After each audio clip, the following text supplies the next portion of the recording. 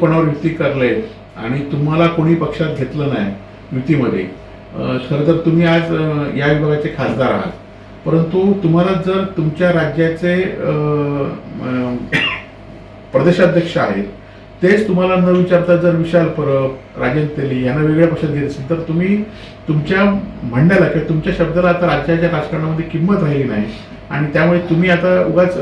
2 जिल्ह्यामध्ये युती करू न करू या संदर्भात तुम्ही न विधान केलं बरं, कारण तुम्ही डावलून सुद्धा विशाल परबांना काल भाजपमध्ये घेतलेलं आहे. खरं तर सत्ता मिळवण्याची क्षमता होतीच म्हणून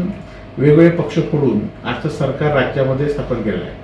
आज आपण बघितलं असाल की उद्धव बाळासाहेब ठाकरे हे काल 5-6 दिवस दौरा शेतकऱ्यांचे अश्रुपोषणाचं काम करत आहे आणि सरकारने जी मदत जाहीर केली ती मदत अजूनही शेतकऱ्यांच्या खात्यापर्यंत पोहोचली नाही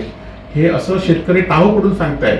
खरं तर उद्धव साहेबांवर, राजसाहेबांवर टीका करण्यापेक्षा तुम्ही शेतकऱ्यांना कशी मदत मिळेल याकडे तुम्ही बघितलं तर बरं होईल. आता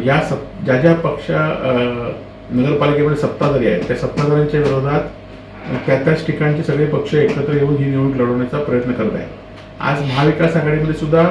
जे पक्ष आहेत त्या पक्षाला स्थानिक लोकांना या ठिकाणी युती संदर्भात सीट वाटप या संदर्भात धोरण ठरवून ते वरिष्ठांकडे दिल्यानंतर या संदर्भात निश्चित भूमिका होईल आणि शिंदे आणि भाजपची युती होते की नाही, त्यांचे उमेदवार कुठे जात आहेत, या सगळ्या गोष्टीमुळे आज काही निर्णय होऊ शकत नाही.